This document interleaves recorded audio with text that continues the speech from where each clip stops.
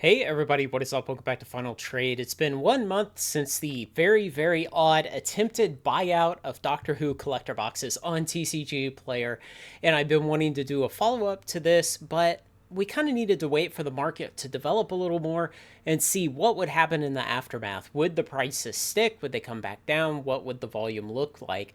So back on February 25th, if we scroll down here, we'll start to see a whole bunch of boxes of Doctor Who collectors being bought on a single day. And it came out to somewhere around 45 ish boxes. And even on that day, a Japanese box. I wonder if that was a mistake or it just happened to organically sell a Japanese box on that day. Now, this is not a leap year, so we're still talking about 28 days in February, which means we didn't get another sale until 8 days later. So they came in, they knocked out the market, this huge spike, 45 boxes on one day, and overnight it drove the price of the cheapest box up to $500. I made a video at the time because it was such a preposterous situation. It's the first time I ever remember seeing an attempted collector box buyout, and so I was very interested to see what would happen afterwards. Well, what would happen? 8 days later, we had a couple more purchases, these two boxes. A week later, two more boxes, and then just a smattering of boxes since then. So now it's been a month and only 11 more boxes have sold, and all the sellers have undercut each other back down to the cheapest box today being $363. Now, that's still quite a bit above the approximately $310 that the boxes were sitting around when this first happened. And so if we go all the way back to the 25th, let's get the right spot here. Yeah, 297. And then there was a big gap up in the boxes and they were just buying everything out there. Okay, so I guess you can't say that this keeps the order correct. Maybe if all the sales happen on the same transaction, it doesn't put them in the correct order here, or there really is no correct order because we see the prices jump all over the place on 225. Well, the prices of the boxes back then, again, they were around that 310 mark, like I said, and jumped up to 500 for the cheapest box still available on February 25th, and then slowly melted down, and you see the very thin volume, just a couple boxes every once in a while. And so what we can tell from this is no, the market was not ready for $500 Doctor Who boxes. I was excited because I got in a really good deal on a lot of these several months ago, and I was just excited that compared to the price I bought them with, 310, 320 was looking like a very profitable price, and then all of a sudden it jumped to 500. But when the market moves that rapidly, that steeply, it often can't sustain it, and it's going to come back down. Now, the reality is, how many boxes are in the market today? 55.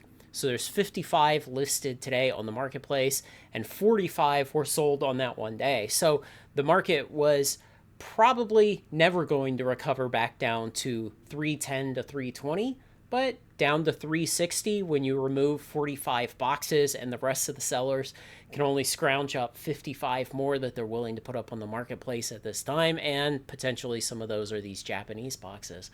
So it did have an effect on the market. Now, is there some person sitting out here with 45 of these boxes saying, oh yeah, my master plan? Well, potentially, except they, on some of these boxes, they spent considerably more than $360. They were buying all the way up into the 400s.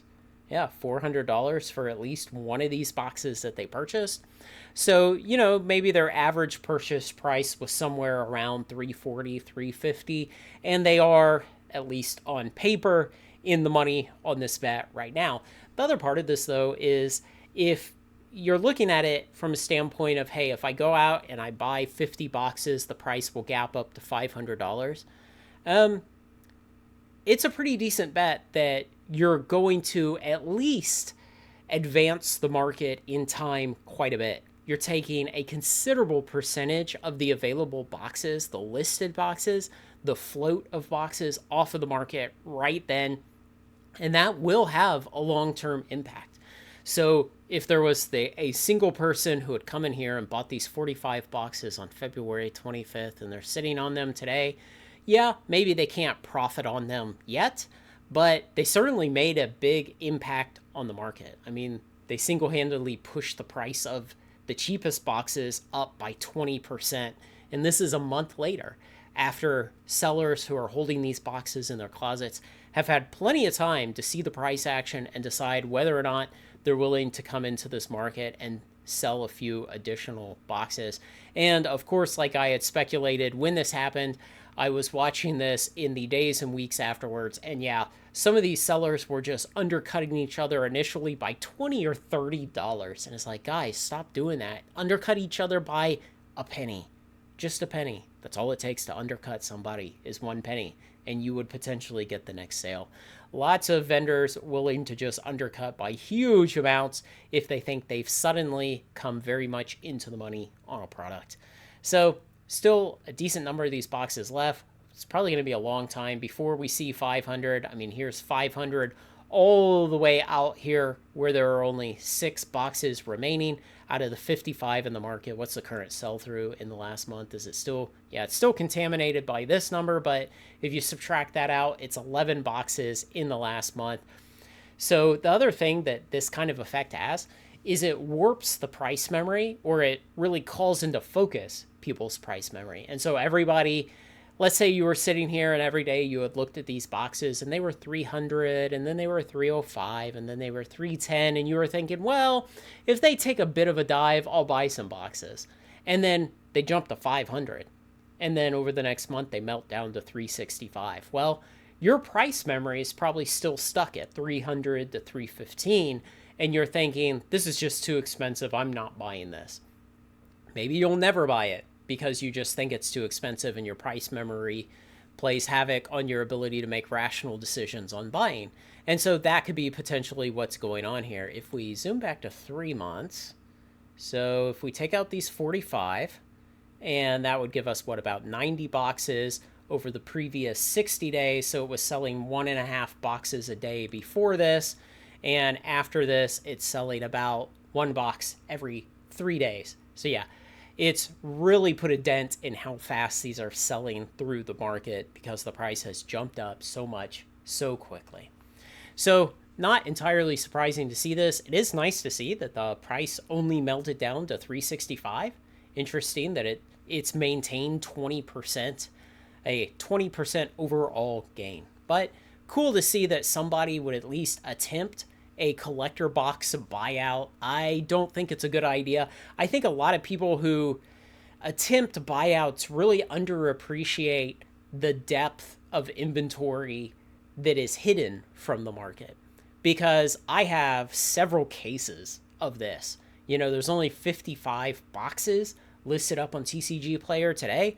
I've got several cases sitting in the closet of this, and I'm just one person. There are going to be a lot more people, hundreds and hundreds and hundreds. I mean, really, it's going to be thousands of boxes still sitting in card stores, potentially still sitting at distributors, maybe even some still sitting at WotC, though probably not many, if any significant number at all. But there's still going to be a lot of these boxes in existence, many thousands that can come to market.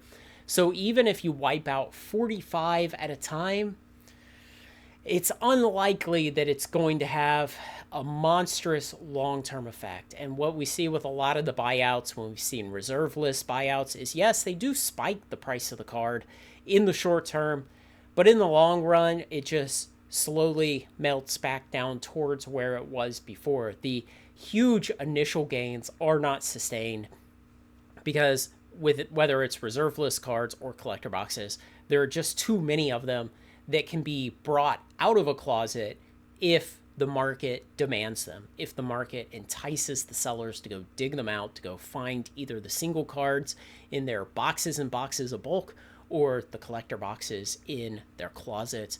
The market can entice the sellers to go pull them out and put them up for sale on TCG Player. And so most of those initial price spikes are eventually given back, but not all of them. So interesting to see that they were able to spike the market price by 20%, all by their lonesome selves, though it did require buying 45 boxes times $300 each, so nearly $15,000. It shows one of the things that I love about being in the TCG investing space, which is small amounts of money can move the market so much. It's such a nutty, kind of exaggerated version of a healthy functioning market. And so everything that you're used to from the stock market and from bigger, more voluminous and more fast markets, everything is exaggerated here because we're looking at lower volumes, lower inventories. We're looking at essentially the inventory of the products gets destroyed over time. And so all of the kind of weird, interesting things that can happen in a place like the stock market are just exaggerated 1,000 times in the TCG market. And sometimes it just makes it hilarious. Like the idea that one person with $15,000 drunk buying in the middle of the night could move this market quite a bit, even though it gave back most of it. Let me know what you think, guys. Thanks to everyone who makes this content possible, especially my very generous supporters on Patreon.